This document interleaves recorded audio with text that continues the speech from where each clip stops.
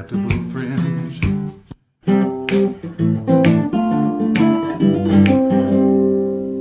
Unacceptable fringe. What is going on, ladies and gentlemen? Happy New Year and welcome back to The Fringe. I hope you guys had a wonderful holiday. Boy, it's weird to be back. I haven't seen you guys in almost 2 weeks. And look at that. People are piling in already. And look at that. We got a roll call started in the chat already. Ladies and gentlemen, as people are piling in, as we're waiting for the stream to kind of get settled and everybody get their seats and get started, make sure to shout out where you're from. Let's see if we can get every province in Canada in here in the chat. And let's jump right into it. Let's get started in the chat. And I'm going to go over a few things with y'all. We're going to talk about everything that's happening in the world right now. And boy, is there a lot going on. Trudeau's economy, welcome into the stream. Great to see you again.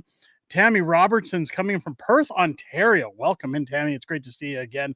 Mystical's coming in somewhere between Nanton and Claresholm, Alberta. Welcome in, Mystical. It's good to see you again. Mary says it's going to be a long 2 years. Yeah, I don't know if it's going to be that long. We'll see. We'll talk about that tonight.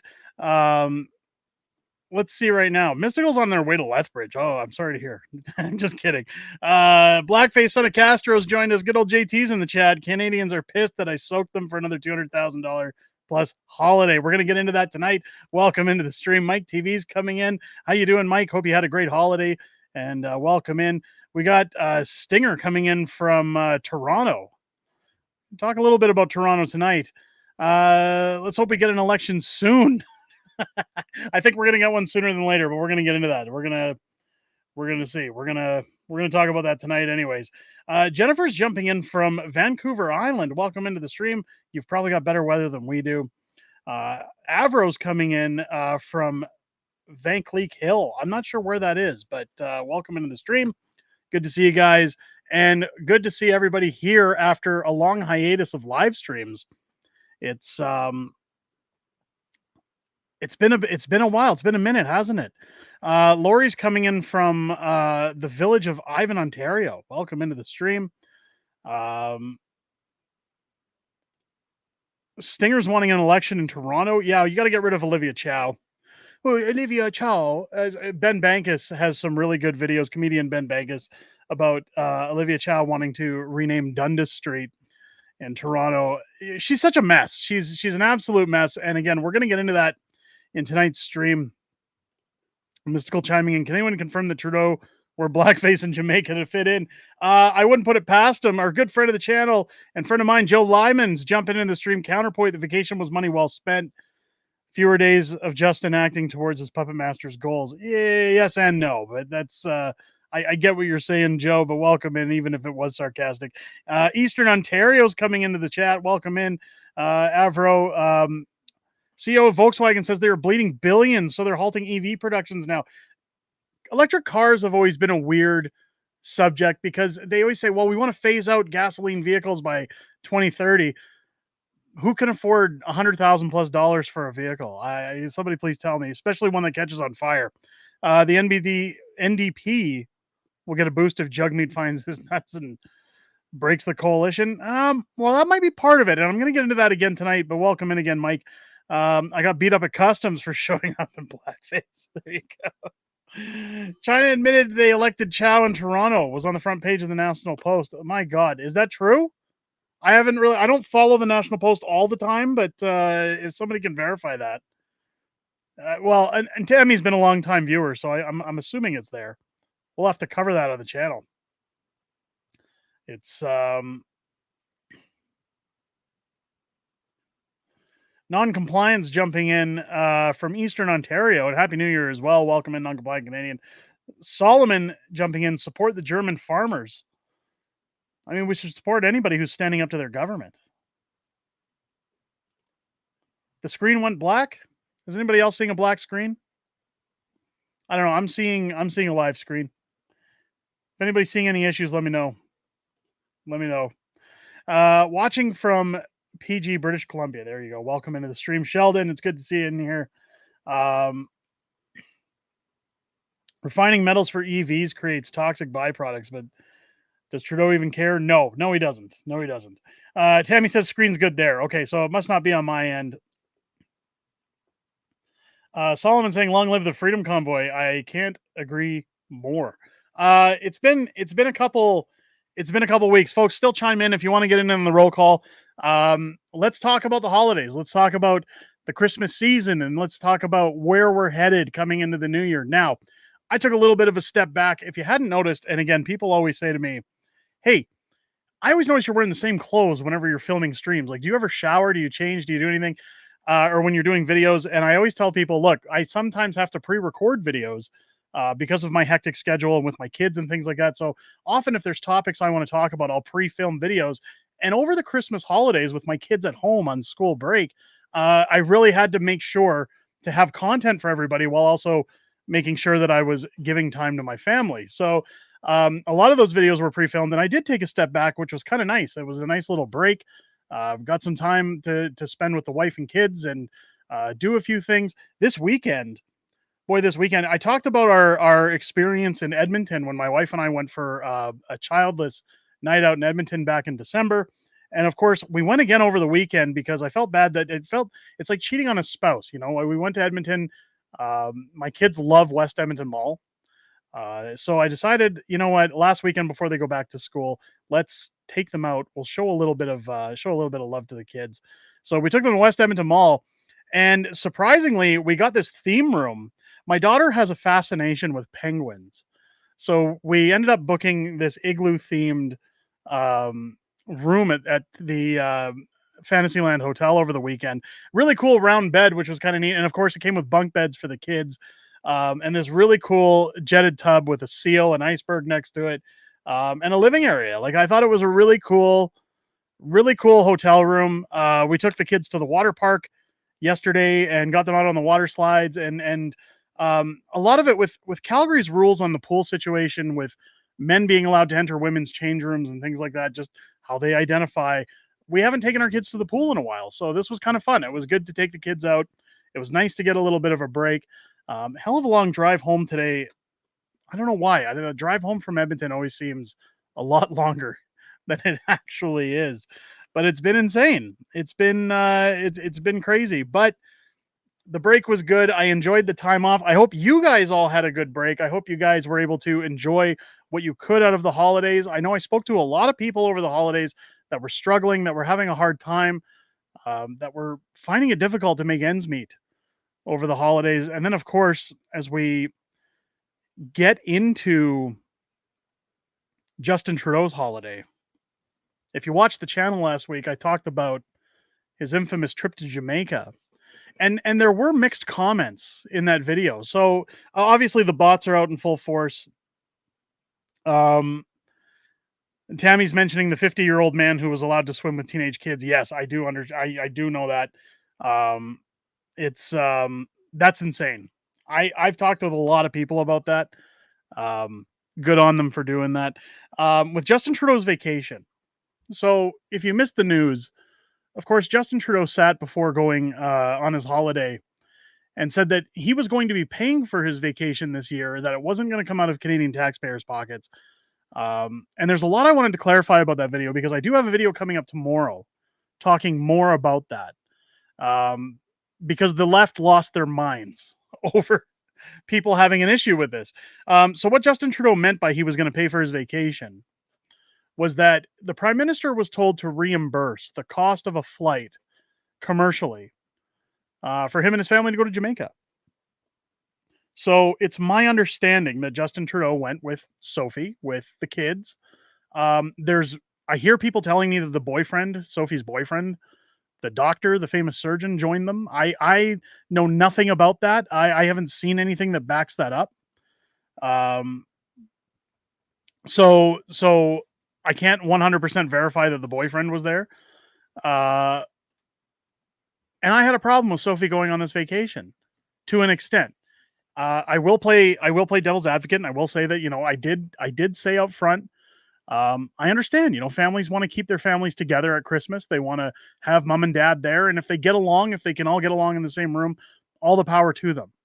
The problem with that vacation, the problem that I have with that vacation, is that they stayed in the same Jamaican villa that they stayed in last year, that was gifted to Justin Trudeau from this family friend who donates to the Trudeau Foundation.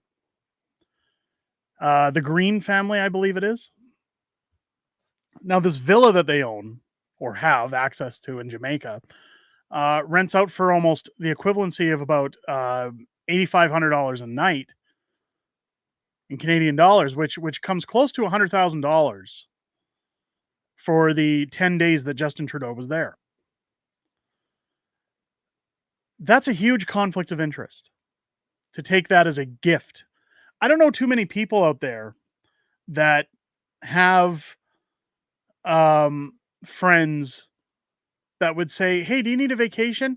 Go for free and stay at this place that I own."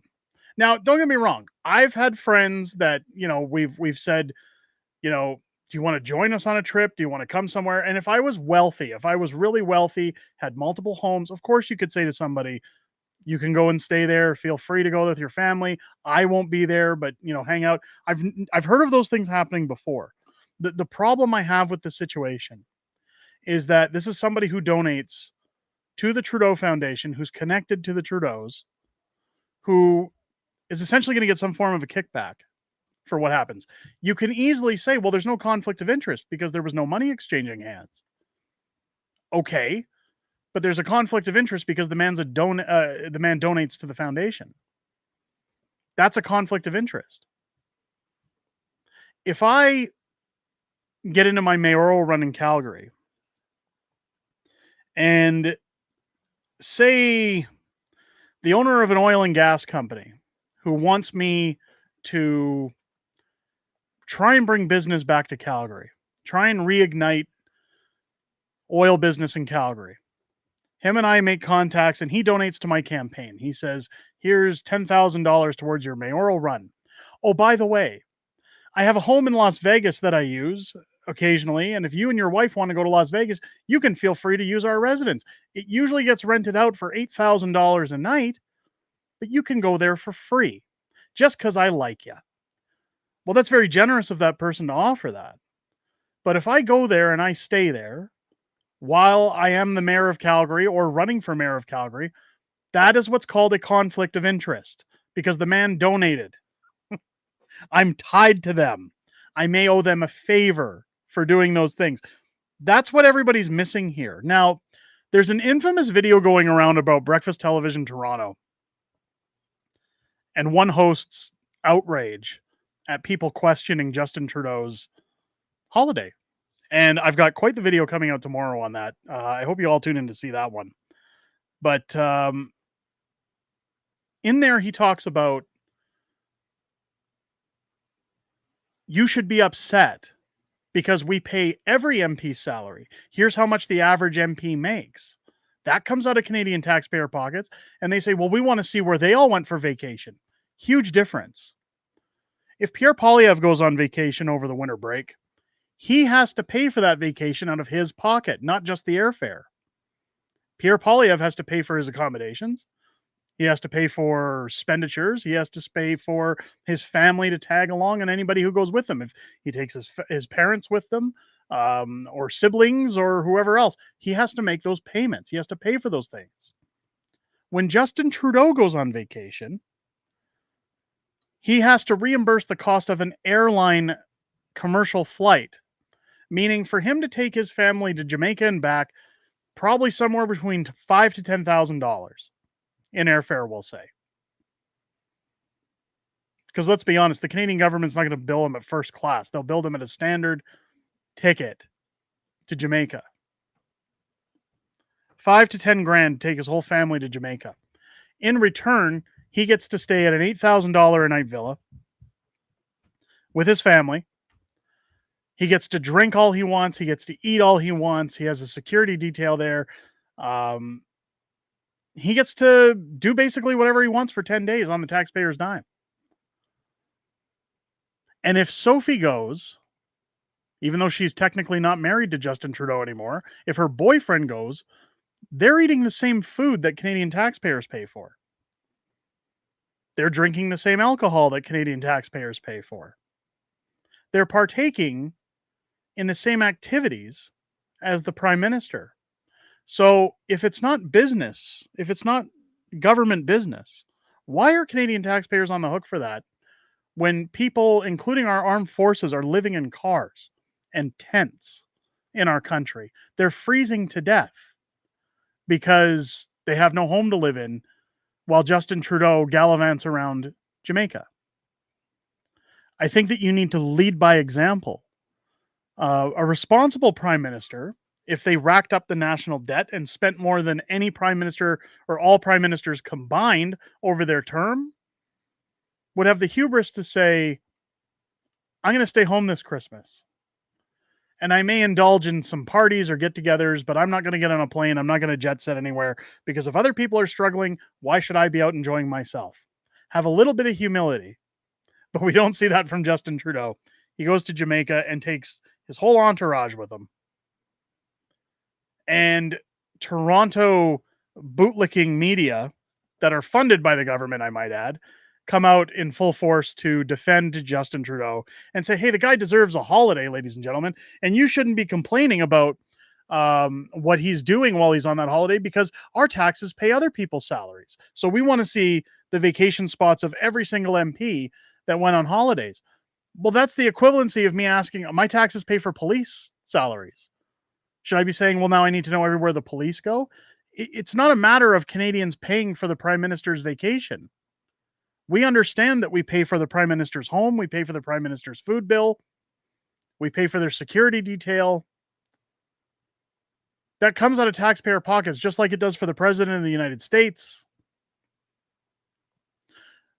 But what this so out of touch media outlet is ignoring is the reason people get mad at Justin Trudeau and his expenditures. It's not because he's on holiday. It's because he acts like an elitist. It's because he spends 10 times more than the average person. I took my kids to Disney in September. And I took a couple $1,000 spending cash with us. We had a damn good vacation. And my wife said I took too much money. A couple thousand. Not 10,000, not even like $6,000. I took a couple thousand and said we're going to have a good time. Now, my wife and I don't really drink. So I didn't need to worry about things like booze or lavish restaurants because again, we had kids. But we had to buy an extra suitcase because of all the toys my kids bought while they were in Disneyland. We had too much stuff when we came back. So we had a good time. That's a couple $1,000s. Justin Trudeau goes on holidays and racks up 6 figures in debt over 10 days. How? Well, he lives like an elitist. A responsible MP would go on their holiday. They would stay in a resort. I'm sure accommodations would be provided to them. If it was Pierre Poilievre who was prime minister and he went on a vacation,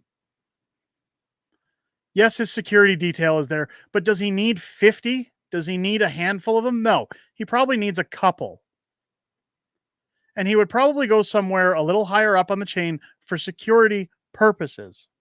But nowhere different than a celebrity would go. Nowhere different than an actor or somebody who's wealthy.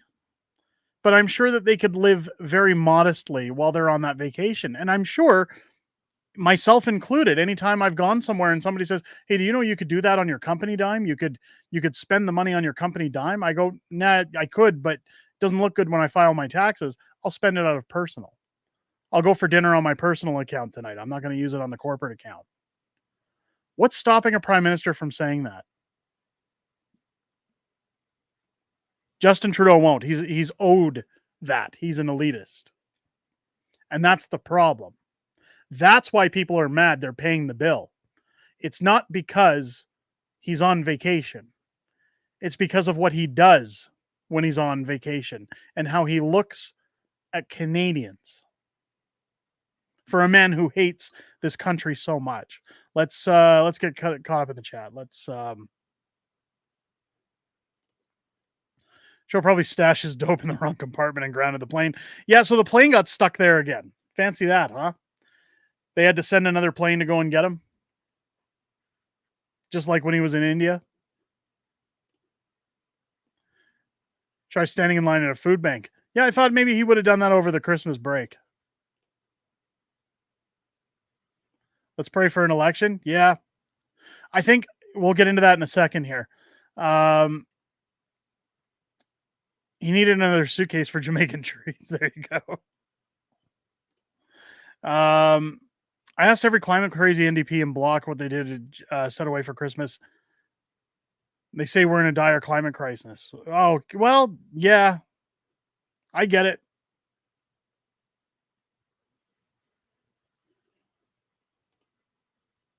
It's because he's starving Canadians while robbing taxpayers to foot his poke bills. Yeah, so here's the problem I've got. If I worked for a company where we just laid off half of our staff and said there's no bonuses going out this year, we haven't turned a profit, we're struggling, because essentially, if you look at Canada like a corporation, that's essentially what's happening. The company is in dire straits. If I had a company where I did all that and then went on a lavish vacation while everybody else is saying, I need to get unemployment, how does that look? About as good as it looks for Justin Trudeau. Now, I've said millions of times, and I'll say it again because I said it on last week's video, that what I worry about with another government, because people think that I'm hard up for a conservative government or a PPC government or an NDP government or whatever you want to put it as. I don't trust any form of government. I don't trust a single damn one of them. They're all interconnected. They all talk to the same people. They all hang around in the same circles. They just have different views. So I do agree that Pierre Poilievre is probably the best solution to our current economic problem, that he's the best solution to the madness that's going on with Justin Trudeau, and he's the best solution to help get things somewhat back on track with this country. But do I believe he's going to be any different than Justin Trudeau? Yeah, I think he'll be a little bit different on the discrimination end, the divisiveness end. I think he'll be different in terms of how he treats the Canadian public. But in terms of practice, in terms of politics, they're all the same. And that's what people don't want to admit. And it's a shame because I'm not anti-government. I'm not all get rid of the establishment, overthrow everything. But what has to happen, what's going to have to happen one of these days is there's going to have to be some form of a revolution against government. Doesn't have to be physical, but some form of a revolution that tells the government the people are in charge. That's part of a democracy. People are in charge and people dictate how things go, not the politicians. Politicians need to be put back in check and told that you're not allowed to do these things. You're not allowed to behave like this.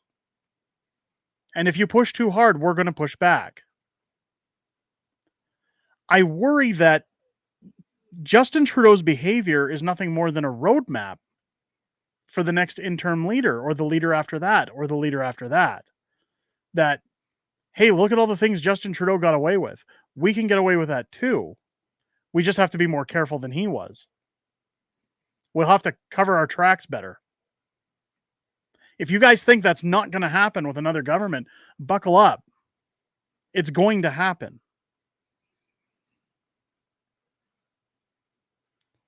If anybody wants to sit in here, and if this happens anytime I question Pierre Poilievre, and guys, again, if an election were tomorrow, I can tell you right now, I would be voting for Pierre Poilievre. So I support Pierre because, again, I feel that he's the best solution to our problem. I liked Pierre when he was a finance minister. I liked his snapback responses in the House of Commons. I liked the way he handled himself. But what you have to remember when they get into office is they're just like everybody else. They're in a party of dozens of MPs that vote, that say how they want things to work, that all have connections to somebody else, that have ties to somebody else. What happened here? $2 super chat from Space Dave. Wow, thank you so much. JT's attitude is no different than those who voted. Yeah.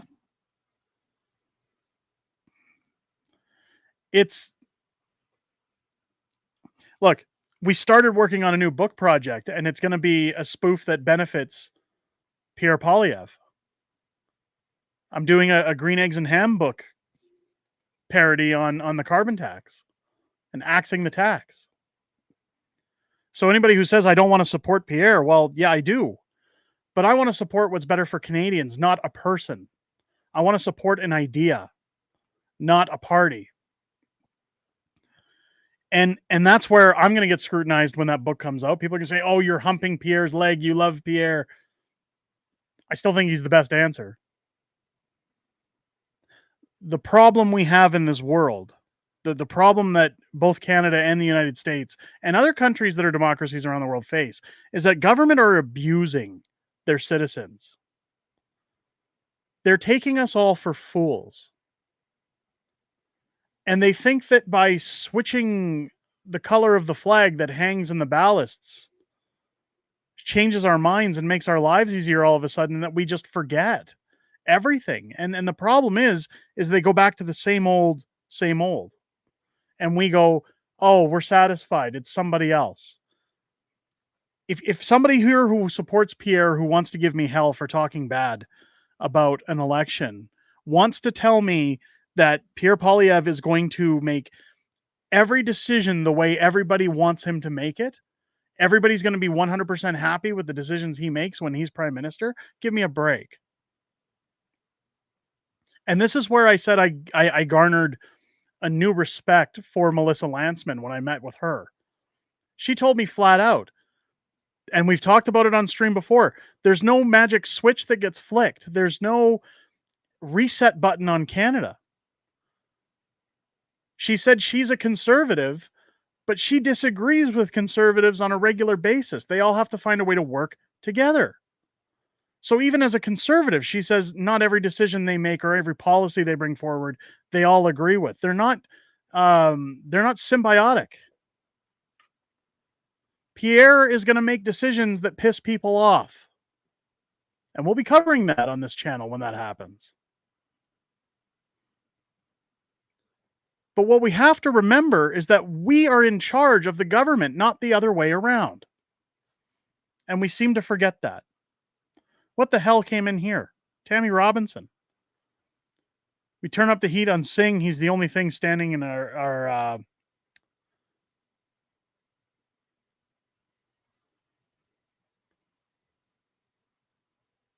between us and an election. Yeah, Singh standing between us and an election.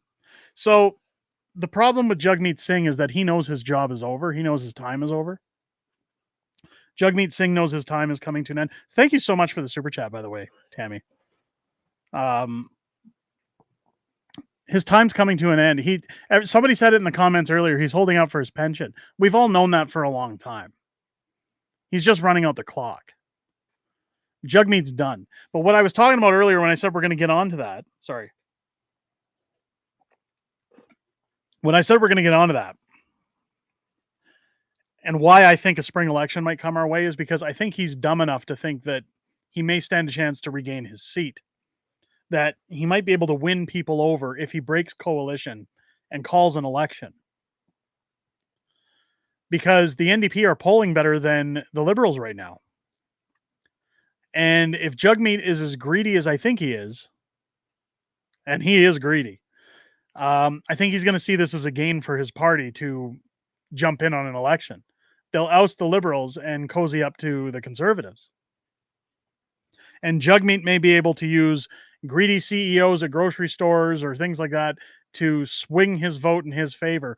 I don't think he's going to be able to pull it off. I don't think Jagmeet Singh is going to be able to convince Canadians to give him another chance. And I think that's part of the reason he may hold back on dropping the coalition, but I'm hopeful. I think that the writing is on the wall. I definitely think the writing's on the wall because a lot of these politicians are in campaign mode right now. I have another video coming out this week talking about the strategies that the Liberal Party is already implementing against Pierre Poilievre, and you can see them. You can see them as clear as day. And these are things that get ramped up just before an election's called or during election season. They want to make their points loud and clear and heard before an election comes so that they divide. They want to divide. They want to. It happened during the last election with COVID. Trudeau was yelling, "You don't want to get on a plane or a train with unvaccinated people. You don't want to do this and that. They're dirty. They're terrible misogynists. Do we tolerate them?" They're getting ready to do the same thing again with this election by label. And that's what tells me that they're in campaign mode already. That's why I'm hopeful for a spring election, because I think they see it, their people see it. They've hired new strategists to help them with their party's representation, their party's label.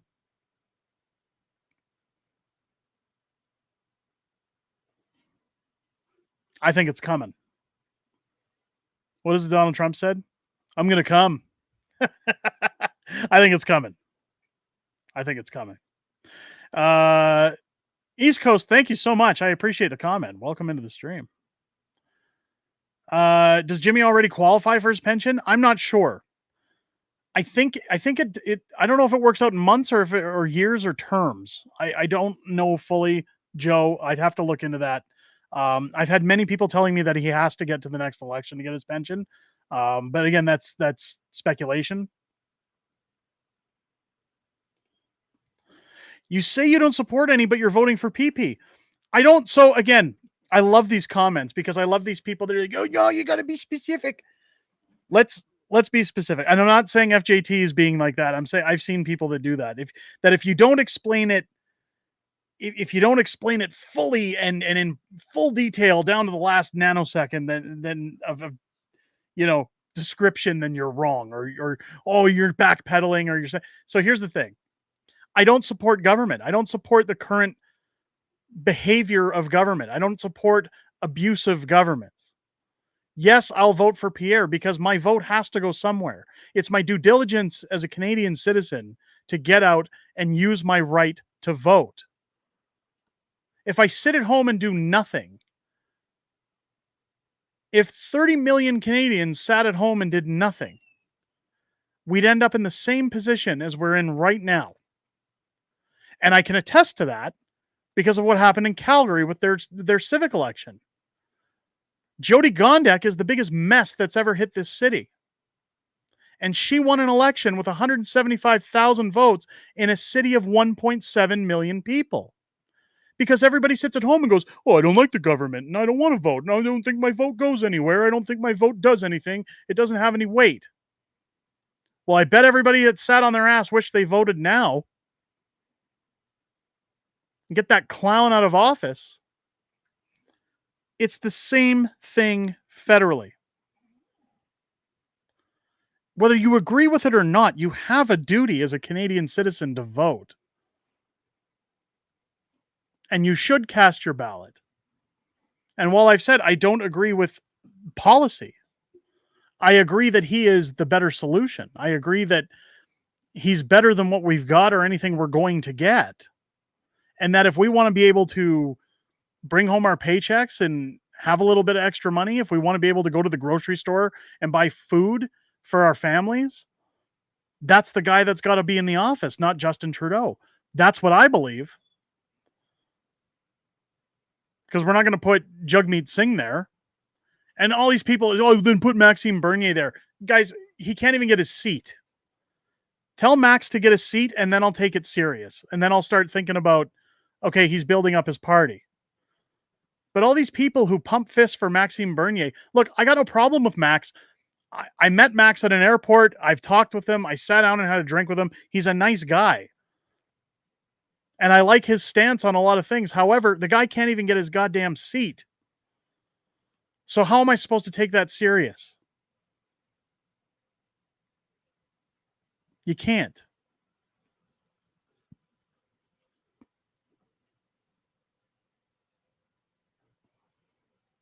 You can't.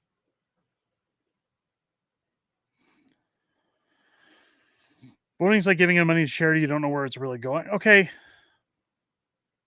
People can say those things all they want, but here's the thing about people that talk like that.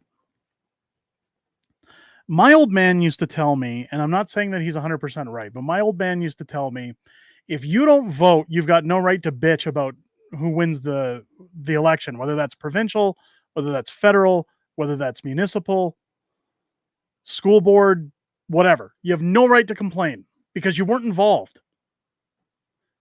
That's like hearing two cars collided down the street and being mad at one over the other. You weren't there. You didn't see it. You weren't a part of it. So you got no way to, no reason to throw your hat in the ring. And I agree with that statement. And a lot of people say, well, that's a dumb way to look at it because my vote does nothing. There's people who say they're not going to vote and then they sit at home and they do nothing but complain about who's in charge. Do you guys know what the voter turnout is like on the average for federal elections, for provincial elections? I know people talk about ridings and where the lines are drawn on electoral reform to say, well, there's more population in the bottom corner of Ontario, so our votes don't matter. They still matter. Did you guys see what happened in Manitoba? Their provincial election? They got this NDP government. They got an NDP government in charge in Manitoba. And a friend of mine tweeted out that he found out only 6% of eligible voters in Manitoba went out to vote in that election. 6% of eligible voters decided who's in charge of your province. Can you imagine that? So when this absolute moron who's in charge in Manitoba now raises your taxes, when he cuts jobs, when he cuts funding to a bunch of different things, do you have a right to complain? Do you have a right to sit there and go, I don't like this guy. I don't like this clown. Get him out of here. You didn't vote. You didn't exercise your right to vote. You didn't decide. You didn't help decide how that guy got there.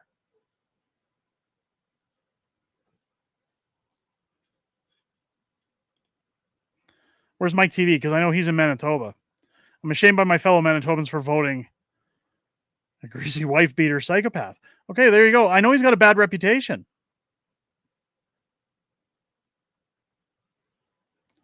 Less than 350,000 voted in all of Manitoba. That's gross.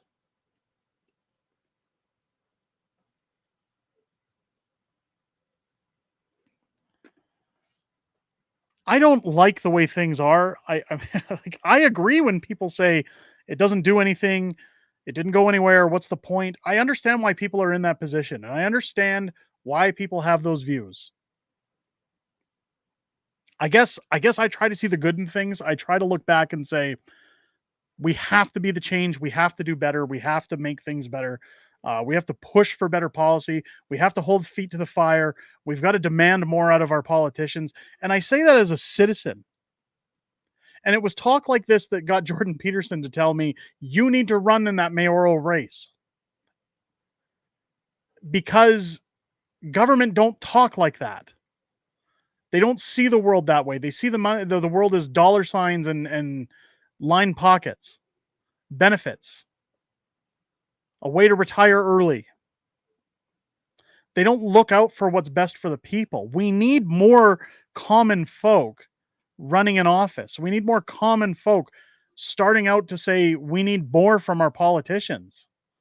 Politicians are good at being professional liars. You want to think about Pierre Poilievre? That guy's been in government his entire adult life. He started working for Preston Manning at the age of 16. 16. All he's done is spend his life around bureaucrats. You think he's going to be honest? Think again. I like Pierre. Guys, if you've seen my photos online, I've met Pierre. I've hung out with him. I was invited to the House of Commons to meet with him. I met him in the House of Commons in the press room. Actually, just past the press room. They brought me into the areas where they go to do just behind where they do question period. I forget what the proper term for that is. I like Pierre as a person, but you're running my life. I want to make sure you're doing the right things. $5 super chat from Space David. Oh, geez, man. Thank you so much. I know someone who helped create PPC with Max. He's not who he appears. He's 100% politician and not honest. Sorry to burst people's expectations. So, okay, I'll take that. That's a take. He was actually 17, but yeah, okay, so he was 17. Either way, I know he was in high school when he started helping campaign for Preston Manning. I met Pierre through Preston Manning. Preston Manning reached out to me when How the Prime Minister Stole Freedom went viral. Put me in touch with his people. He liked what I was bringing to the table. But the thing is these are all opportunists. These are all people who, that's their job. It's my job to entertain you guys. It's my job to make content for you. So that's what I do every day when I'm on YouTube. I don't pull down my pants and dance around in circles. I make content for you. So you shouldn't expect anything less from a politician than to act like a politician. Now, that doesn't mean that they're all bad or they're all crooked. It just means that there's a word in there that keeps getting circulated that says trust. Trust is something you should never give to a politician. I trust my wife. I sometimes trust my kids. But I don't trust somebody who runs the country who is easily corruptible. The amount of power that these people are given, it's very easy to become corruptible. But the biggest problem in the world, they say it in the Matrix, the biggest problem with this world is choice. Choice makes people corruptible. Because it's very easy to look at a situation, even if you're a guy like Pierre, somebody comes to you and says, hey, I need your help passing a bill because I'm a company that wants to do better things for this country. I want to build, well, look at, like, let's take Pierre out of the equation and talk about batteries for EV cars. I want to make electric vehicles and I want to make a factory that builds batteries for electric cars. We want to help the environment. And the prime minister looks at that and goes, oh, that sounds like a really good idea. And they say, well, I'm prepared to give you a whole bunch of cash to help me get that done. And you look at the money and go, yeah, it's a lot of money. But you also think about the idea and go, I personally think that's a good idea. So they invest in it. And then all the people who have to pay the taxes and the fees and everything else on it and the jobs that come from overseas and none go to Canadians and everything else that's happened since then, look at it and go, what a waste of time. And that's what I mean about being a politician, is that it's easy for you to put your own personal needs on the table and say, I think this is a good idea, but you've got 37 million Canadians who might disagree with you. Trust is not a word you should float around with politicians. They're going to do things that upset you. If I become mayor of Calgary, people are going to be mad at me on a daily basis. I've said it before on stream. It was the first thing I was told in business school. There's nothing you can do 100% of the time that's going to please people, and the person that tries to is a fool. You have to do what you think is best, but the world isn't going to see it that way. I've put opinions out there on YouTube where I get chewed apart and told, oh, you don't know what you're talking about. You're way off base, man. Screw you, grifter. I hear it all the time. But that's one person's opinion, not the masses. You can't please everybody. So I think, again, I'm very optimistic for the future. I think Pierre would fix a lot of things in Canada, at least put it back to the way government used to be. One of my friends was saying the other day that, I used to miss the good old days where the government would just skim a little off the top and we wouldn't know anymore. I miss those days too, because we all knew it happened. But It just wasn't as in our face as it is with Justin Trudeau. Freedom Honey with a $10 super chat. My God, thank you. So you guys are the super chats tonight. My God. Derek for mayor, not a campaign donation. Keep up the good work. Mike, I appreciate that. Thanks so much. No, that's not a campaign donation. Otherwise I'd have to declare that would be a conflict of interest, my friend, but thank you so much. I wanted to highlight this. You can trust our friend Derek, like this video. No, you can't trust me. I'm going to say that. You can trust me on this channel. You can trust me to do what I think is best for you guys in terms of content. You can trust me to make sure that you all leave a smile on your face at the end of the day and feeling better about yourselves. But if I became mayor of Calgary, you cannot trust me. You shouldn't trust me. And what I mean by that is you should always hold my feet to the flame and you should always demand better of me. Because that's what I'd require out of my politicians. I would want my politicians to lay awake at night and worry about every decision they're going to make and how it's going to affect people. Just like if I was the mayor, I would lay awake at night wondering, what are people going to think when I tell them we're doing this? Or how are people going to react when I tell them what we're doing over here? You can approve of what I'm doing. You can support what I'm doing. You can agree behind my policies. Do not trust me. You don't know me. You know what I'm proposing. You know what I'm bringing to the table. I'm not trying to say I'm a bad person or that I'm untrustworthy, but when I'm talking about being a politician, do not trust me. Because you're not going to agree with every single thing I do. I met with somebody from the Conservative Party and I talked to them about my ideas to repeal the men changing and women's changing room laws in Calgary. And he says, "Oh, you're not going to get help from my friends if you talk about that. You can still do that, but I wouldn't talk about it." I said, "Well, then I guess I'm not going to get your support." They said, "Well, don't you want it?" And I said, "Doesn't matter. I'll find a way to do it without it. I'm not going to change who I am." Now, that's where I stand on my policy. That's where I stand to say, this is what I believe in. This is where I'm going to go forward. But even somebody who's willing to help me out, somebody who's willing to put me in contact with some very powerful people says to me, "Well, I don't know if you're going to get my support if you want to stick with those guidelines." Okay. But people wouldn't be able to trust me if I went and shut up and didn't say what I meant. Jane. Thank you so much for the $5 super chat. You have the best subscribers. I do have the best subscribers. You know, I have the best community on this platform. I'll tell you that right now. I had a guy yell at me a couple weeks ago saying, "Hey, Derek, I've checked into your live streams. You've only got like 100 to 200 people watching your stream." And I say, and I wouldn't trade a single one of them for a damn thing in the world. I love this community. I love my comment section.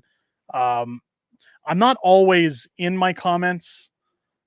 Usually I don't even get to my comment section sometimes till the end of the day, or if I stop for lunch or something like that, and I'll poke in.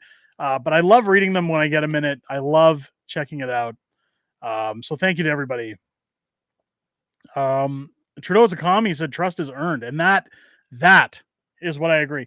I would never want anybody. I guess what I was trying to say earlier is I'd never want anybody to use the word trust if I was in charge of a city, if I was in charge of a province, or federally. The problem when you use the word trust is that you become complicit with it. You become comfortable. You get to a point. You get to a point where you go, well, I don't have to worry because people trust me. I don't have to keep doing what I'm doing because people trust me. I can just rest on my laurels. I can have a slip up once in a while because people trust me.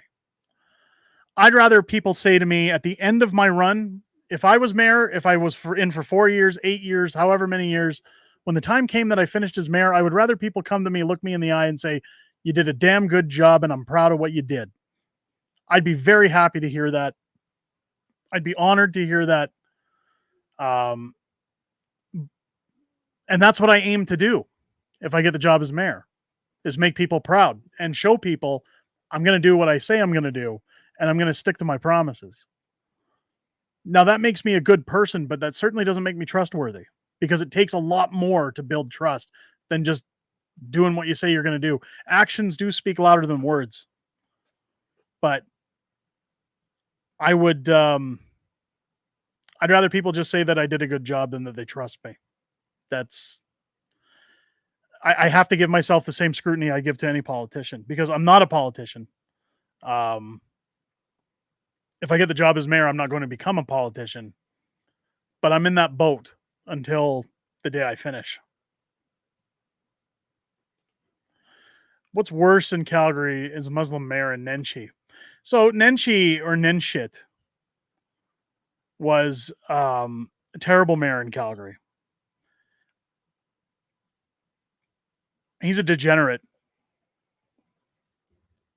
If you looked into that guy's life, and if you looked into the backdoor deals he was making, or the things that went on in the background as him as the mayor, I think you'd be a little shocked. And the only reason I say that is because you look at everything that Jody Gondek has done since she's become mayor. She's taken over for his buddies. She just doesn't care as much as Nenshi did about getting caught. Jody Gondek just raised everybody's property tax 10%, almost 10%, 8.9%. After saying, guys, it's only going to be like 3%. What a blowback for people.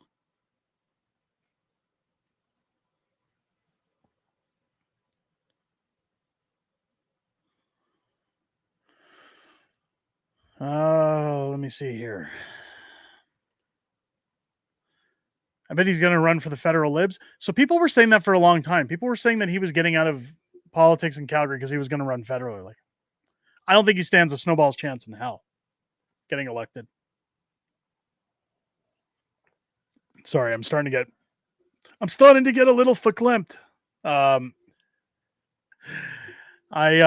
don't think Nenshi would last. I don't think he'd no, Trudeau's a commie. I didn't mean that back door. Come on. Get your mind out of the gutter.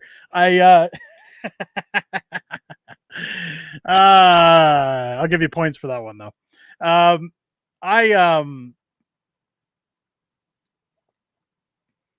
really believe in the democratic process when you have the right people working in government.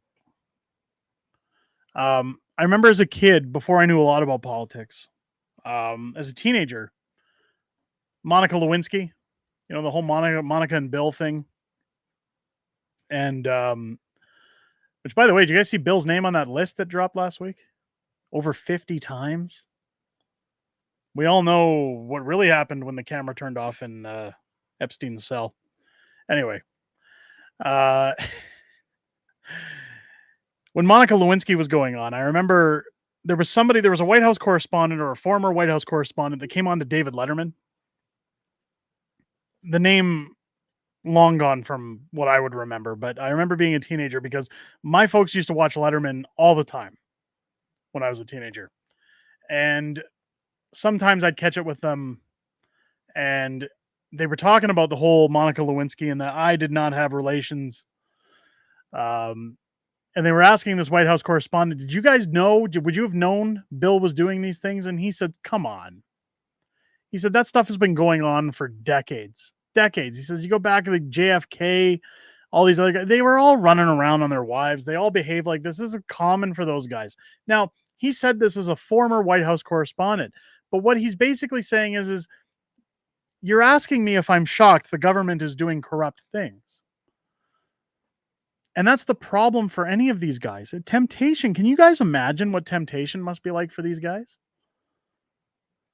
If somebody came to you tomorrow, let's say you've got your life the way it is right now. Let's say it's even worse than it is right now. Let's say that you're in a position in your life where you're just making ends meet, or worse, you're at the point of bankruptcy. You're going to lose everything. But you're in an important job, a job with a lot of power, like an unsurmountable amount of power. And somebody comes to you and says, you know what, I can make all your problems go away tomorrow, and you're going to get this big fat bag of money. And all you have to do is sign this piece of paper and push some of my ideas. And you think to yourself, well, I can do that. That's real easy to do. But then you go, but that's the wrong thing to do. But then you think about all of that money. And you have, let's say you've got Doc Brown in his DeLorean sitting next to you, and he takes you into the future and says, look, if you sign that piece of paper, nothing is going to happen to you. You're not going to get caught. No one's going to know the better. You fix your problems, you get this big old bag of money. He could even do it like Doc Brown and be like, you're going to get all this money, Marty. You're going to fix all your problems. But at the end of the day, you sign the piece of paper because you go, well, yeah, if I'm not going to get caught, sure, I'll do that. Now, I hate to burst anybody's bubble who does those things. Everybody gets caught. Poor old Doc Brown didn't go too far into the future because everybody gets caught at some point. It comes out in one way or another. The problem is, and I'm not making excuses for government, I'm simply saying that the biggest problem I think we have in Canada is term limits. Because corruption is very possible. When you're in charge of 30 million plus people and you're standing in the way between bureaucracy, between contracts, between financial success or financial ruin, people are going to come to you looking for help. And that help isn't always in the best legal practice. So I'm not sympathizing for politicians. I'm saying that I understand how easily corruptible they can become. Power does that to a lot of people. You've seen people who get a thick head. You know, something good happens to them. I was a victim of it. I will fully admit, when my first book took off, I got a thick head for a couple of weeks because it felt good. I had nothing before that. Every idea I ever had fell apart. I put a project together and it took off. And everybody was so nice whenever I'd meet people and they'd be like, hey, you're that guy. You're the guy who did this. Oh my God, that's so cool. And it's still number one. Oh, you must be doing so good. And I'd go, yeah, I'm doing great. I'm doing great. And I was an ass for a good little while there because I was high on it. I was enjoying the attention. I was enjoying the success. I'll tell you right now, some of my family who said, you're never going to be anything. Boy, it felt real good to go walk up to them and say, how's your number one book doing? That felt good. But I learned after a short period of time, as I started to turn some heads, that you can give into that pretty easily. You can give into that feeling of I'm better than you very easily, and you can become corruptible very, very easily. And I had to learn to be humbled. And I had to learn to say, I don't think I'm as big as I think I am. I don't think I'm as important as I think I am. And that was an eye opener because I'm usually not that guy. I'm not the guy who gets a thick head. But boy, did my head get big. And some really good people put me in my place. And I was glad that they did before it got worse. But when you come from nothing to all of a sudden having power, I'm saying that I understand firsthand how easy it is to give into that and to suck it in and go, this feels good. Not agreeing with it. But it's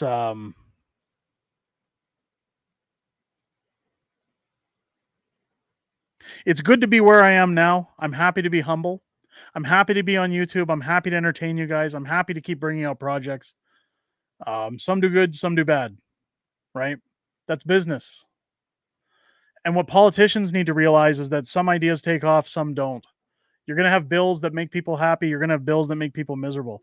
The problem we're in this country right now is that we have a leader who's continually crapping on the country, who doesn't care about the country. We know that as soon as Trudeau's done, he's gone. He's going to leave Canada.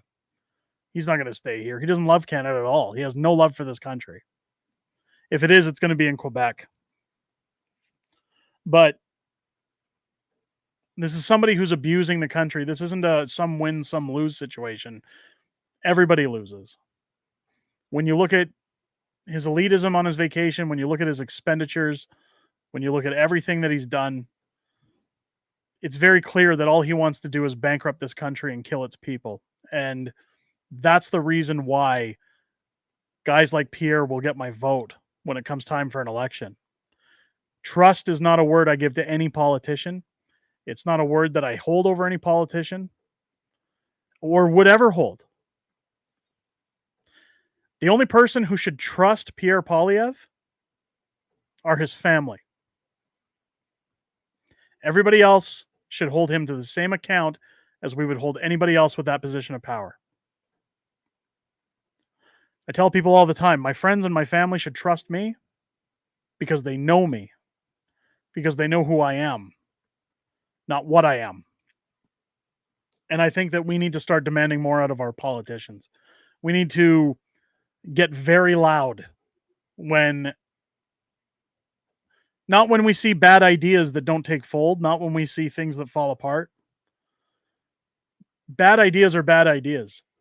But when we see people clapping for Waffen SS, when we see people stomping on their citizens with horses, when we see people freezing bank accounts, keeping people locked in their houses, when we see people prosecuting freedom fighters for protesting peacefully, yeah, you need to get loud.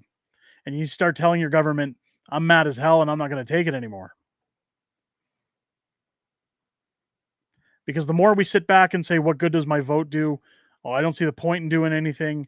You know, well, I might get my bank account frozen. That's where we lose. That's where we lose ourselves. That's where we lose what it means to be Canadian. And a couple thousand truckers stood up and showed everybody what it meant to be Canadian 2 years ago. We're coming up on the anniversary of that. And Tamara Leach and Chris Barber are still sitting in a courtroom being prosecuted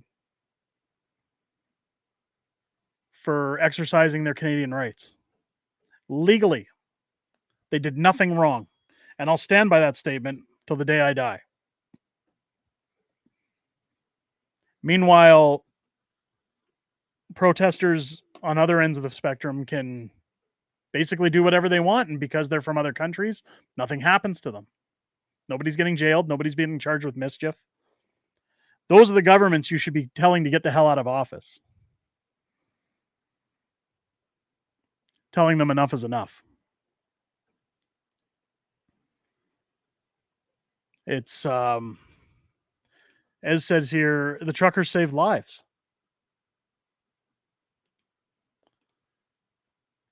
My eyes, Tamara's an angel. Let me tell you something about Tamara Leach. I've ever since I went to Ottawa, I always called her the Queen of Canada. And I'm a very firm believer in what Tamara supports and what she does because I know her as a person. I've spent so much time with her and gotten to know her that anytime I see people like Bridget Belton or Blowjob Dictor sit there and talk about her and say, "Oh, she's terrible. She does all these horrible things."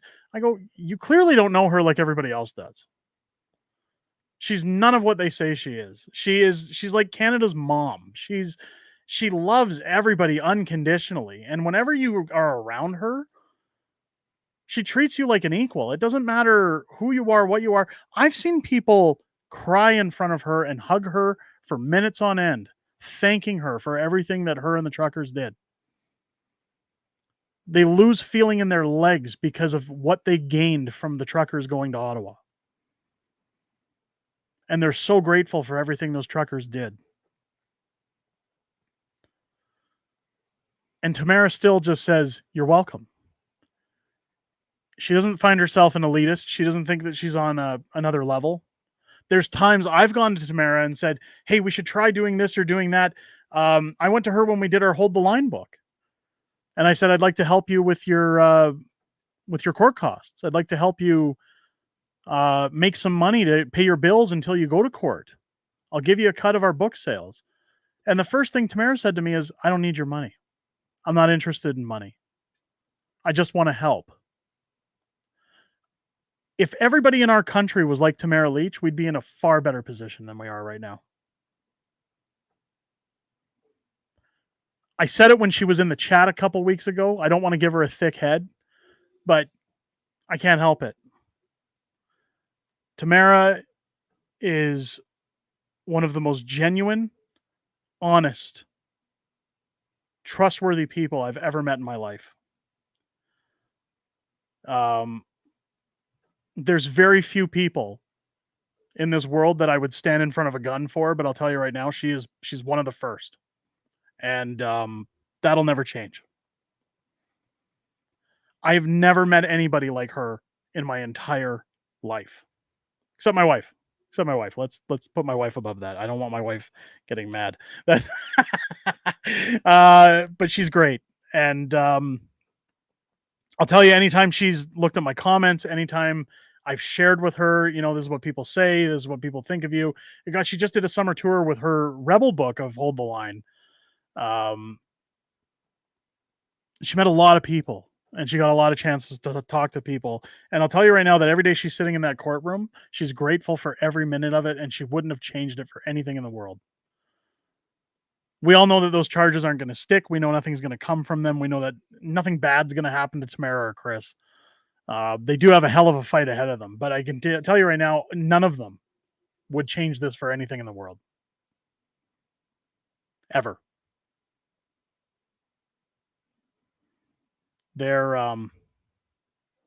Did Celtic Canuck sneak in here? She did. She just slid right into the chat, didn't she? She's a very special human being. Strength and care, the whole package. Guys, if you're not subbed to the Celtic Canuck, did I just shift everything out there? I did. I minimized by accident. If you're not subbed to the Celtic Canuck, look at her being modest. Go follow the Celtic Canuck on YouTube. If you guys haven't seen my my announcement video that I was running for mayor, go dig back about a year in my YouTube videos. Go check it out. Celtic Canuck reached out to me back in, was it February, I believe? It was either February or March, whenever I made the announcement last year. And she says, I like your channel. I like what your message is. I want to help you make a video. And she put that video together without me asking for help, without anything more than just, what's your message? I'm going to put something together for you. And her content is top shelf. She does some really cool stuff. I think she's very, very underwatched on YouTube and needs a lot more support than she gets. So go check her out. Go check out her channel. It's the kind of stuff made of legends. I'll tell you that. She's got some great videos, and I look forward to seeing what else she brings up this year. But she does her due diligence, she does her homework, and she makes some really cool stuff. It's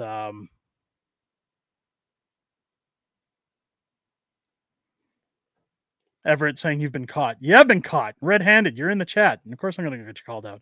Sikh community in Vancouver had a 24-hour protest over sexualizing their young kids. No media rebel covered it. Okay, so people aren't going to cover those things. I don't know if you guys have noticed. If you go look at my YouTube videos in December, anytime we talk about Justin Trudeau, or anytime I talk about groomers, or anytime we talk about any of that stuff, you can see dog groomers. Anytime we talk about dog groomers, I forgot that's a bad word now. You see the views go way down. The algorithm goes out. I've seen people come into these live streams and say, I wasn't notified that there was a live stream. It happens all the time. They don't want this stuff getting out. They don't.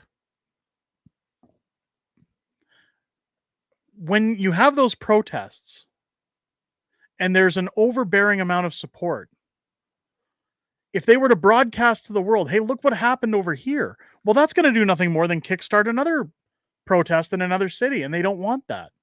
They want you to sit down, shut up, pay your taxes, and keep working until you're dead.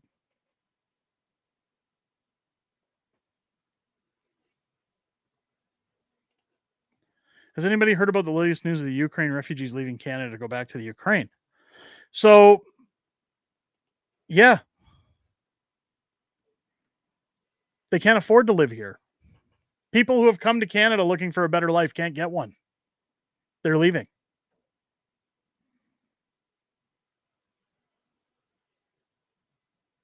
It's disturbing.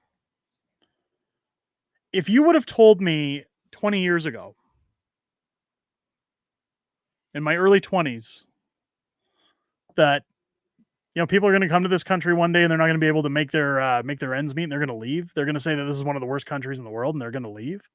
I would have laughed in their face and said, "You're on crack. That'll never happen in Canada." Canada is a prosperous land where, again, if you're willing to get your hands dirty, usually, usually is the key word there. You can do that. Usually, you can figure that out. You can find a way to make it work. Not anymore. Not when you got to sell a kidney to get a house or even rent a place for that matter. You're lucky if you can find a 1-bedroom apartment. My son goes to school with a refugee girl from the Ukraine.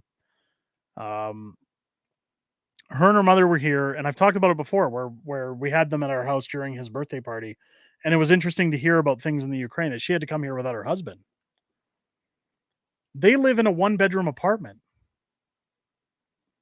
because that's all they can afford.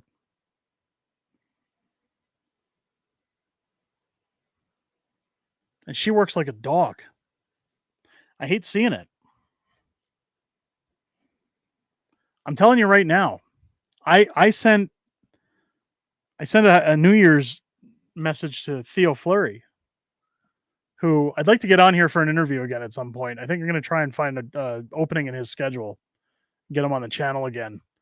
Send a New Year's message to Theo, and the first thing he said to me was, "Buckle up. 2024 is going to be a rough year." I think he's right. And I hate talking about those things on this channel. I hate scaring people. I don't want people to come in here and always hear the negative.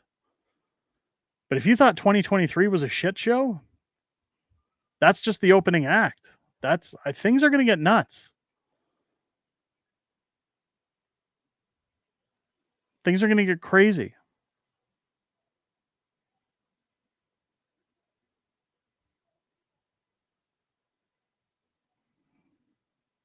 I'm really scared about what's going to come in this country. What the things are going to turn into.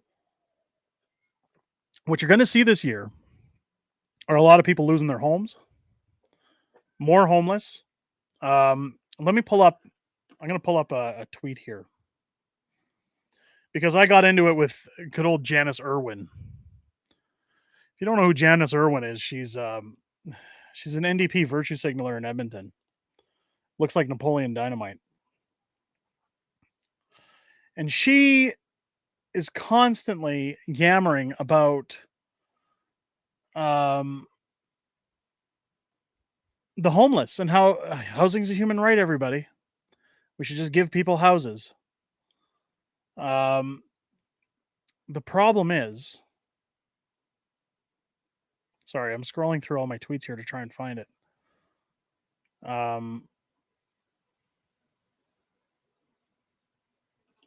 Oh, it's because I retweeted. That's why I retweeted her tweets. That's why. Sorry, guys. I hate stalling out the stream like this. So Janice Irwin was talking about tent encampments in Edmonton and how they're being evicted. People are being kicked off the streets in Edmonton. They can't find anywhere to go. Let's share that screen. Let's get that in here before we wrap things up.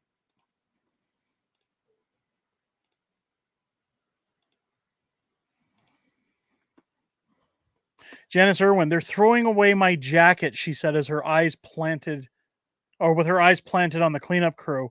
I can't watch this. I'm going to go. I can't handle this. She doesn't know where she'll go next. She shook her head when asked if she would consider a shelter. So this is in Edmonton. Napoleon Dynamite's mad. While she's out filming videos of her dancing like the Joker.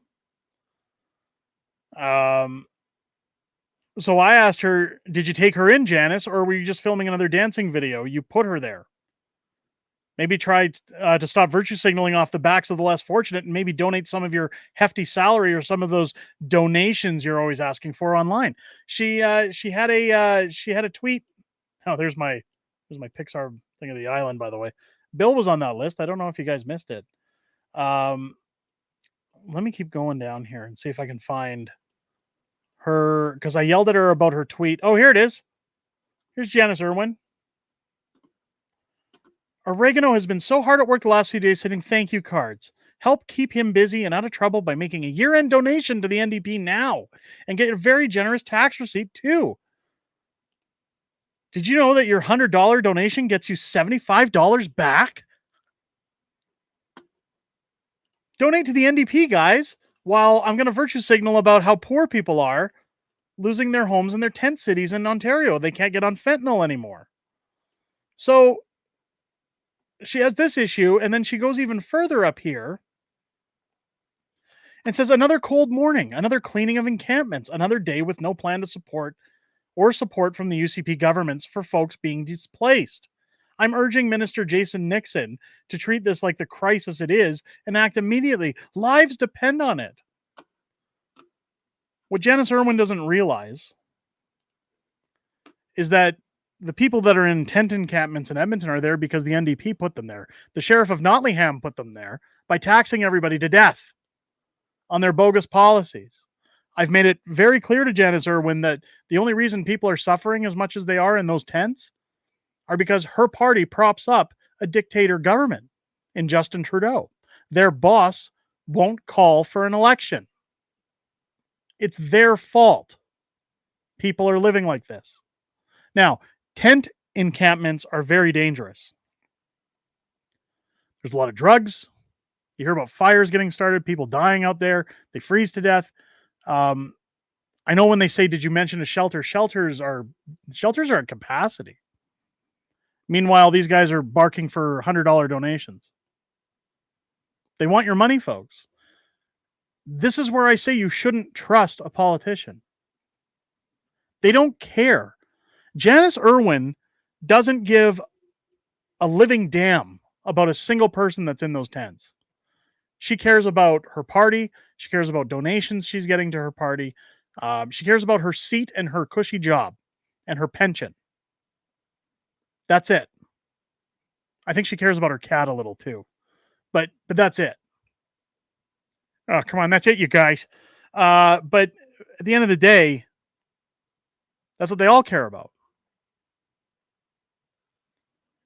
If you went up to Janice Irwin tomorrow and said, "We will find a home for every single displaced homeless person in Edmonton that's living in a tent. We'll put them in a house with running water, electricity, and they don't have to worry about the cold ever again. All you have to do is give up your job." Do you think Janice Irwin would walk away from her job tomorrow if that was going to fix the problem? Nope. She doesn't care. None of them care. It's all a show. The world is a stage. I got crapped on when I called out Pierre Poilievre for this when he slipped up in his video and said we need to lower the carbon tax and then later said axe the tax. And I said, we got to hold their feet to the fire for that, because if that was a slip or if that's just him messing up and not realizing what he said, we need to know the truth. And people got mad. How dare you question Pierre? Shh. He won't get in. You'll make him look bad. Well, wouldn't you rather he looked bad than lie to you? That's kind of what I'm getting at. People like Janice Irwin go out and do these photo shots, and again, she was standing while tent cities were being ripped down, taking photos. I doubt she was giving them coffee and saying, "Are you okay? Do you need somewhere to stay? Can I help you in any way?" No, she's there virtue signaling because it gets her retweets. I fell victim to it. I retweeted it, telling her what a bonehead she is. She got what she wanted. They don't care about you. They don't care about me. At the end of the day, what they care about is them, their job, and they'd put a knife in their mother's back if it meant that they got to continue. I'm telling you that.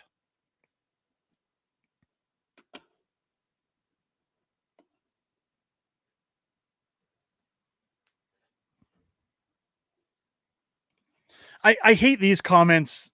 No offense, Franks, but he'll be a WEF supporter. This whole WEF thing needs to go. I'm so sick of that term. Oh, they're WEF. They're WEF. They're WEF. They're WEF. Fuck the WEF. The WEF doesn't have a handle on anything. You guys, yeah, they've infiltrated cabinets. They say these things. They make all their I haven't seen. Look at what happened during COVID. The WEF should be the last thing on people's minds. Everybody said COVID was a thing by the WEF because it was to test how complacent people could be, to see if they're going to stay in their houses, if they're going to listen. Well, guess what happened? 3,000 truckers started a revolution by driving to Ottawa, which got the Dutch farmers involved, with got a bunch of people talking. There's always going to be somebody to put those people in check. Those guys don't have nothing.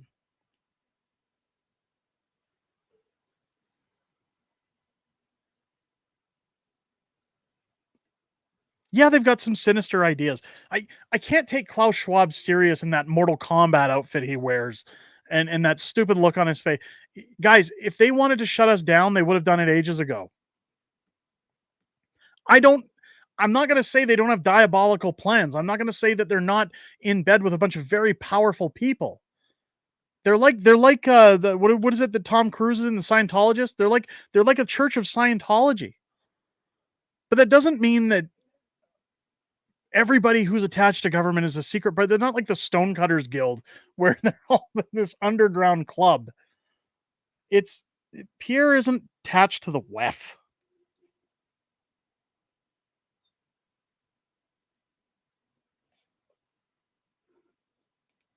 I'll never get back the time I've been here. I get that. 15-minute cities. Yes, they're all ideas. They're all ideas brought on, but it's not just the WEF. You got to realize, look, I want you to think about Justin Trudeau for a minute. I hate thinking about him, but think about this for a minute. Why would Justin Trudeau... You ever see one of those movies where the fall guy is running around all the time and the big boss guy has this big plan, and at the end he cuts his loose ties by getting rid of the fall guy? He stabs the guy in the back who's been moving his plan along the whole time. That's Justin Trudeau. You're telling me that Justin Trudeau would prop up the WEF, run all these plans for the WEF? What benefit is Justin Trudeau going to be given by the WEF if Klaus Schwab's just going to take it all over? What benefit does he get? He doesn't get immunity from eating bugs. He doesn't get... And do you know what I mean? Like he'd have to be... Well, he is pretty stupid, but just because he'd have to be pretty stupid to think that Klaus has his best interests at heart by saying, hey, go screw over your country and we're going to just take it over. We're going to be like this big shadow that comes over. We're going to do 15-minute cities. We're going to do all this stuff. Justin Trudeau has kids. You think his kids are going to live in 15-minute cities? I understand there's going to be a separate area for those rich people, those elites. But do you think he'd be stupid enough? Again, I hate asking it in Justin Trudeau because he is stupid enough. Guys, I'm trying to be rational here and say that 15-minute cities are a discussion topic, but I think it's our government that wants 15-minute cities, not the WEF.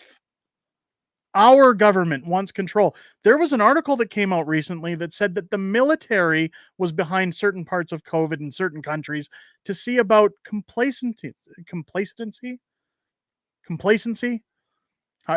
I'm going to get tongue tied on that, but to see how compliant people would be and how far they could push things. They say it was a test. People got sick, people died. I don't think it was all a test. If things walk like a duck, talk like a duck, I'll typically say they look like a duck. And I'm going to start losing people here and make people think that I'm the nut job.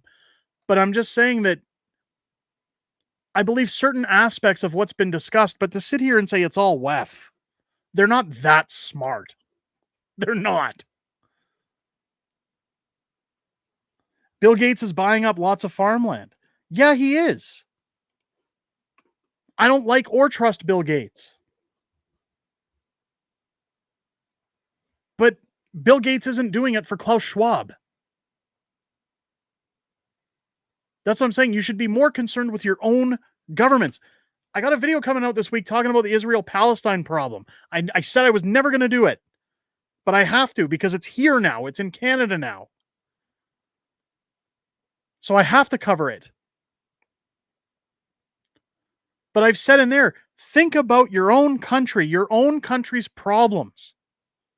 Until Klaus Schwab waddles his fat ass off a jet in the Canadian border and starts going, "We are here in Canada to take over your parliament. We are going to take over your country, and you're going to eat the bugs." Then get in his face. Then be worried. They don't have enough butter to lube up the plane doors to get him into a jet to come to Canada from Davos. He sits in his little own office in his Mortal Kombat outfit, twiddling his thumbs all day like Dr. Evil. He's nobody. You should be worried about Marxism. You should be worried about communism. You should be worried about what's coming from your government. The people in charge of your life, the people that affect your day-to-day life. There it is. WEF confirmed. Oh, fuck the WEF. I wouldn't go in there. Klaus Schwab doesn't want to be dictator-in-chief. He wants to be behind-the-scenes thought leader. Fine. Fine. I just don't want to put it past anything to say it could never happen, but I do want to say that at some point we got to start worrying about what's going on around here and not the what ifs. Do you get what I mean by that? I think that's what I'm trying to say in this whole thing. We got to worry about our day to day right now. What can we fix right now? We can start by getting rid of Trudeau. I'll tell you one thing. And one thing that people forget. And they always do it by separating everybody, by labeling people, by dividing people. But there's power in numbers. If Pierre Poilievre became Prime Minister of Canada tomorrow and went, "Hey everybody, I'm part of the WEF. I'm going to sit here eating my apples, and I'm going to tell you I'm part of the WEF. I'm going to run with a WEF agenda now. How do you like them apples?" 30 million people would run to Parliament with torches and pitchforks. You don't think that would happen? You don't think there would be an uprising? And people would lose their bloody minds? I've said it a million times over. You can push an animal into a corner only so far before it snaps back. And I said it during lockdowns, and it was right before the Freedom Convoy. Not saying that I'm right. I'm not trying to get a big head about it again, but there came a point where I said that friggin' prime minister is going to push people so far that somebody, some group, some large amount of people are going to snap, and they're going to have enough. And that's when shit's going to get real. And look what happened. A bunch of truckers said, "Not in my backyard," and they went to Ottawa, and it changed the face of the pandemic. If a guy like Pierre came out and said, "Well, I'm part of the WEF now," people would lose their minds. Even if he physically didn't say it and just put it into practice with 15-minute cities, with bugs, with no fertilizer on crops, with no, you know what I mean? Like, people would revolt. What are the lefties going to do? Throw their blue hair at you? They couldn't fight if they wanted to. The real people that get mad are the alpha males. They're the strong people. They're the ones that are willing to fight. They're the ones who are willing to die for the cause. The left couldn't fight if they wanted to. The truckers didn't get beat down. The truckers stayed till the very end. They stayed in the streets. They got tear gassed. They got pushed back.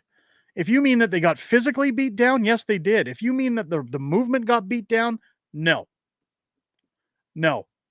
Because when I put out a video, when I talk about the truckers, when I talk about anything to do with Justin Trudeau, there's usually between 10 and 30,000 people that want to hear what I have to say. And if you're talking about the movement itself, I believe that movement is still strong, and I believe that it's going to go very far. And that message is going to carry throughout the generations, because people know it wasn't the truckers. It was they showed everybody. They brought back what it meant to be Canadian. I don't care if you drove a truck, if you brought a bouncy house, if you were playing hockey in the streets. Nobody in that street on Wellington, nobody in Ottawa in those 2 weeks was a truck driver. Anybody who went down those streets was a Canadian. There were no plumbers. There was no contractors. There was no truck drivers. There was no Indigenous folks. There was no police. There was no YouTubers. There was no any of that. I saw Canadians for 2 weeks freezing their butts off.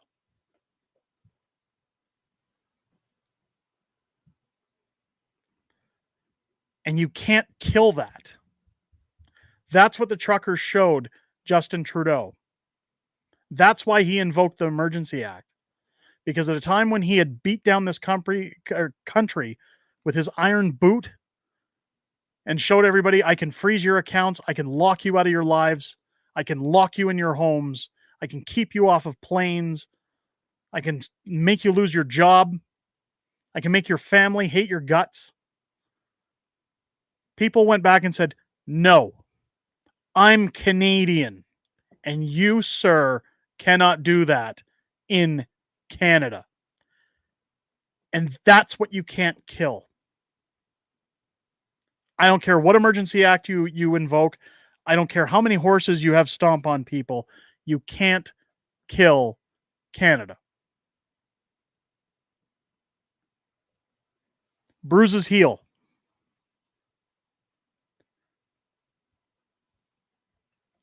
You can't destroy a country.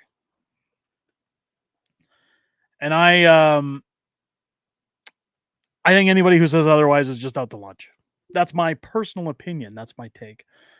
Folks, I've rambled for so long and I've gone way over what we normally go on. I've gone way over the time we usually go on. I'm going to wrap up the stream. But hey, I'm going to thank everybody for being here. Thank you so much for coming along. Next week, I might have some announcements as to where I'm going with the brand, with Unacceptable Fringe as a brand.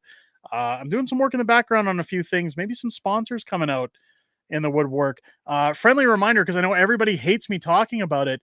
I still have limited quantities of our books available at unacceptablefringebooks.com. If you're looking for signed books of our series, now is the time to get them, because once I run out of those books, they're gone forever, folks. I'll probably be shutting down that site. It was meant to be there for people who just wanted to get books outside of Amazon, that they wanted them signed. So as soon as I run out of inventory, I'll be shutting that down. So if you wanted to grab those, make sure to head over to unacceptablefringebooks.com, pick up your books. At least you get something for your money that way. A big, huge shout out and thank you to my mods who were in the chat tonight. A thank you to everybody who was here, everybody who watched this very long stream, who listened to my rambling. Again, the drive from Edmonton made me a little weary today and tired, so I know I was getting a little off topic at points. So thank you for coming back. Please, the one thing you can do that doesn't cost anything this week, check out our videos, check out everything we have coming this week. I'm looking very forward to what I've got lined up for you guys. And I think you're going to enjoy it too. Make sure to like, comment, help us get in the algorithm, share it out, tell people to go watch it. If they don't want to watch it, hit them with a brick and then tell them to reconsider their choices and get them in here, because we need that, folks. If you haven't subscribed yet, make sure to subscribe. Have a great week. Stay warm, stay free, and think for yourself, will you? For God's sakes, think for yourselves.